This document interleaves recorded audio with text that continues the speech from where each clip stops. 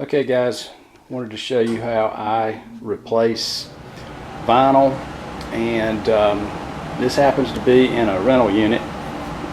We had to replace the subflooring and do a little work to shore up the floor joists. So what I do to get ready to replace the vinyl, I first make a template using craft paper.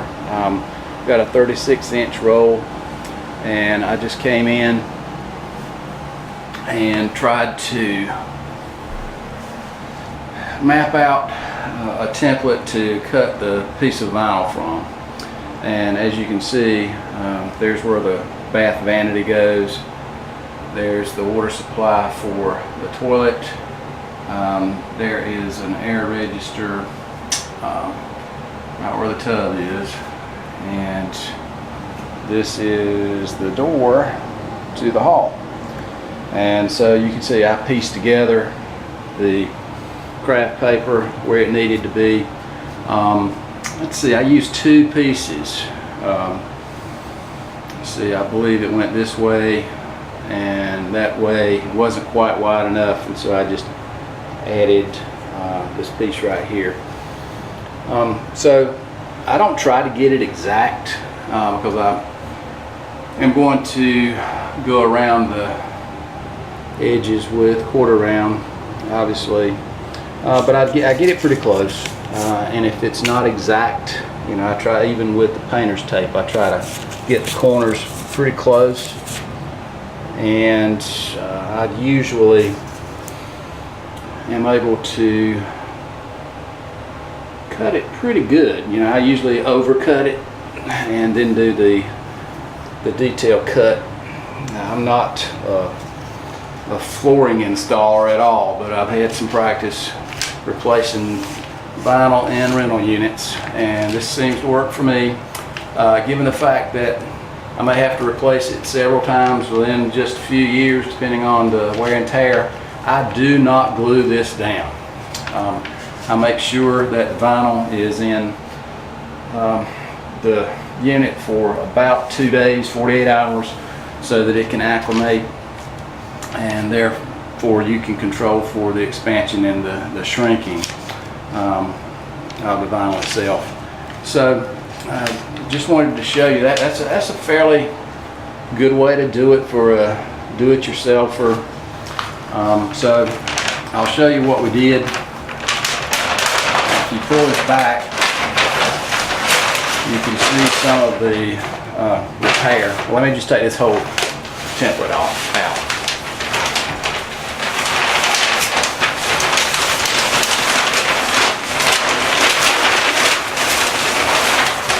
Put it out in the hall. So as you can see, we had to replace a really large piece there.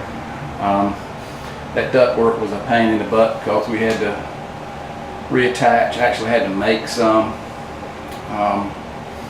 to repair. And so we used some little tin working tools, etc., etc. But anyway, instead of using leveling compound for the joints and the few little gaps there were, tried something different this time. Never done it before.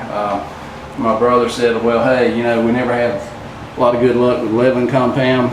So he had some old tile mastic left over, and so I just applied tile mastic. I did have to do that 2 times because it did fall into gaps a little bit, and it did shrink a little bit. Not as bad as the leveling compound, but still yet I did that. And it's much harder, so I had to take a DA sander and sand it down with, like, I think it was, can't remember where it was, 180, 200 grit.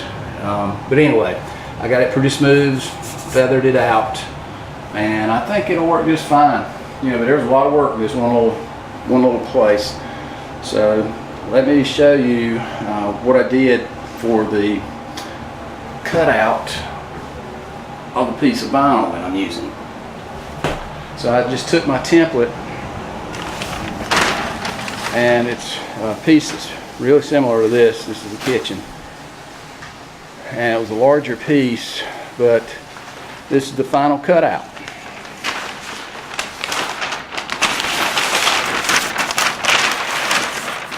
All I did was place that over the larger piece, and I just took a pair of scissors.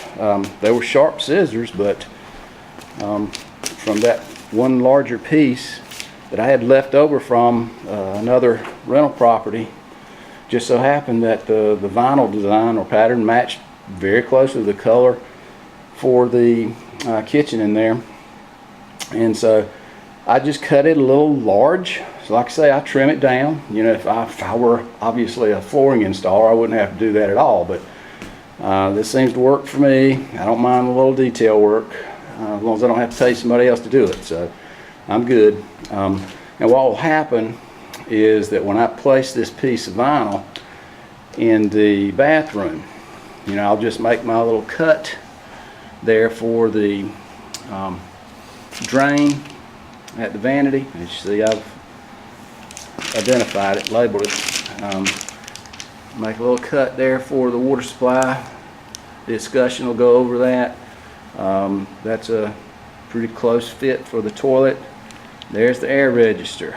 So I'll do a little fitting before I do a lot of cutting. And so I just wanted to show you how I do that.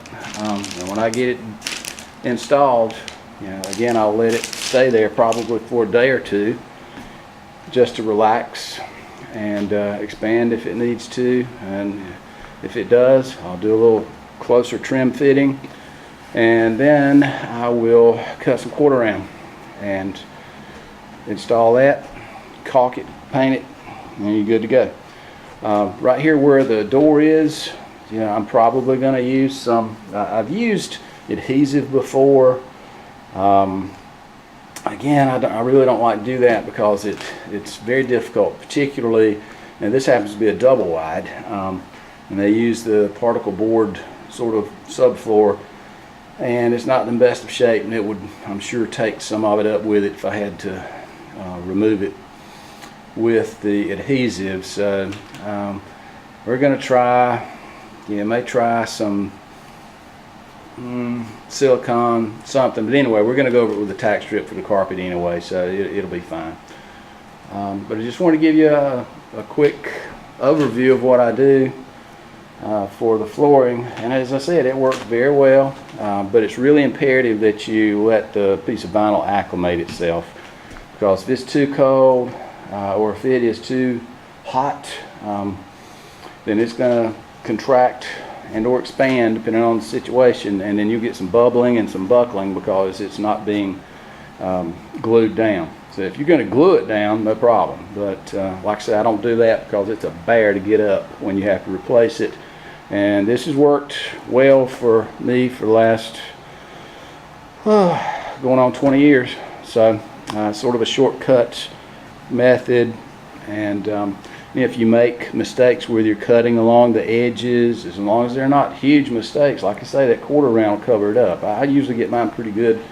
The quarter round is nothing more than aesthetics for the most part, but it'll cover up any minor mistakes that you make. Okay guys, hope it helped. Talk to you later.